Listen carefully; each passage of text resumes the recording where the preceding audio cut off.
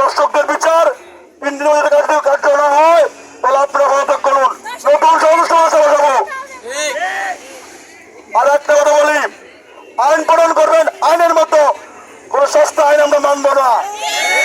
দর্শকটা আইন হবে সবার সস্তায় ফাঁসি যদি না হবে সে আইন আমরা মানবো না। আর সবসময় বলবো, মন্ত্রণালয়ে বসে বসে চা বিস্কুট খাইেন না, একটু মাঠে নামেন, পুলিশদেরকে একটু কঠোরভাবে তাদেরকে শাস্তি করেন, কারণ পুলিশ প্রশাসন বর্তমানে একদম মনে করছে মাইয়াল মদত করো।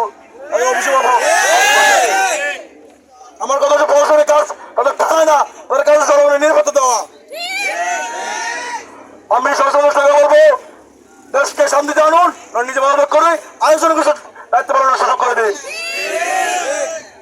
আমার অর্থ সমাবেশ আগামী 3 দিনের মধ্যে সকল দর্শকদের যে শাস্তি আইন প্রণয়ন করে সবচেয়ে ফাঁসি দাবি করে, এমনকি ষষ্ঠ উপদেষ্টাকে অনুরোধ করবো সকল জায়গায় আইনের আমরা প্রণয়ন করুন, যেন দর্শকদের আরেকটা মেয়েকে দর্শক করার আগে চিন্তা ভাবনা করতে হয় যে আমার তো পরবর্তীতে ফাঁসি হবে বা মানুষ আমাকে ইটপটকে মেরে মারবে। আবার আমি আমার বক্তব্য শেষে সকলের প্রতি কৃতজ্ঞতা জানাই এবং ধন্যবাদ জানাই। আমার বক্তব্য করছি। আসসালামু আলাইকুম। উপস্থিত সবাইকে ধন্যবাদ। এবং নোয়াখালী কেন্দ্রিক যদি কোনো দর্শন হয়, আমরা ইসলামী আইন অথবা আমাদের নিজেদের হাত দিয়ে নিজেদের শক্তি দিয়ে দর্শকদের বিচার করে ছাড়বো ইনশাআল্লাহ। ইসলামী আইন অনুযায়ী যদি পাথর মারা হয়, পাথর মেরে তার মৃত্যু নিশ্চিত করতে হবে, অথবা আমাদের হাত আমাদের যে শক্তি আছে, যে শক্তি দিয়ে আমরা শেখ হাসিনাকে বিদায় করেছি, সেই শক্তি দিয়ে এই দেশে দর্শকদের মৃত্যু নিশ্চিত করবো ইনশাআল্লাহ। ধন্যবাদ সবাইকে। আসসালামু আলাইকুম।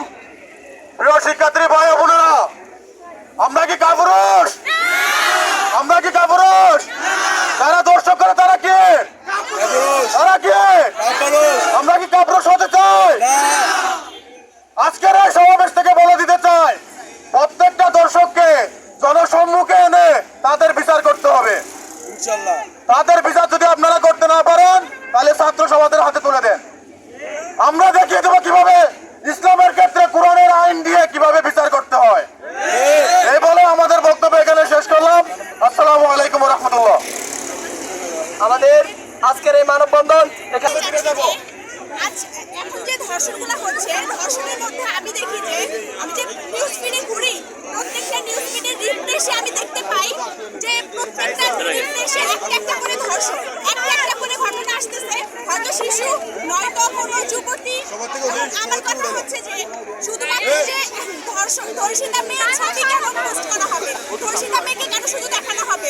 আমার কথা হচ্ছে দেখানো হোক ধর্ষকের সহপরিবারকে দেখানো হোক, ধর্ষকের ছবি ছড়িয়ে দেওয়া হোক। ধর্ষিতা মেয়ের ছবি তো ছড়িয়ে দেওয়ার কোনো প্রয়োজন আমি দেখতেছি না, কিন্তু প্রত্যেকটা রিফ্রেশে আমি একটা ধর্ষণ দেখতেছি। হয়তো বাবা ছেলে মিলে ধর্ষণ করতেছে, নয়তো বয়স্ক কেউ ধর্ষণ করতেছে। কেন আমরা এগুলো কেন দেখতেছি? প্রত্যেক দিন ধর্ষণ হচ্ছে। আজকে যদি একটা ধর্ষককে মানে জনগণের সামনে যদি ইসলামিক যে শাস্তিটা দেওয়া হয়, ধর্ষকের জন্য যেটা আছে শাস্তি, সেটা হচ্ছে ইট পাটকেল ছুঁড়ে মারা। এরকম যদি কয়েকটা ইসলামিক নিয়ম মেনে ধর্ষককে শাস্তি দেওয়া হতো, তাহলে অন্যরা ভয় পেত, ধর্ষণ করার আগে 10 বার ভাবতো। কিন্তু না, এরকম কিছু আমরা দেখতে পাইতেছি না। প্রত্যেক দিন 8 তারিখে 11টা ধর্ষণ হয়েছে। কেন?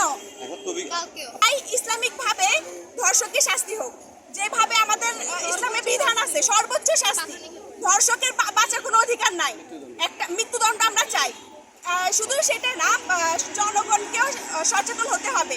একটা মেয়েকে কিভাবে তুলে নিয়ে তারা ধর্ষণ করতে পারে, জনগণের সচেতন চাই। হ্যাঁ, ধর্ষিতা মেয়েকে অনেকেই যত যাই হোক, একটা ধর্ষিতা মেয়েকে মানুষ মেয়ে হিসেবে মানে অন্যরকম একটা চোখে দেখবে, ধর্ষককে দেখবে না। কেন? আমরা মেয়ে বলে আর ওরা ছেলে বলে এটা মানে না। আমরা একটা মেয়ে হিসেবে কি আমাদের অধিকার নাই রাস্তাঘাটে চলার? ঠিক আছে, বলা হয়েছে যে ওয়েস্টার্ন করে এই কারণে মেয়েরা ধর্ষিত হয়, কিন্তু ছোট ছোট বাচ্চারা, 7 বছর 8 বছরের বাচ্চারা, তাদের তো পর্দা করা ফরজ হয় নাই। তারা কি পর্দা করবে? তারা সাবালিকাও হয় নাই, তাহলে তারা কেন ধর্ষিত হচ্ছে?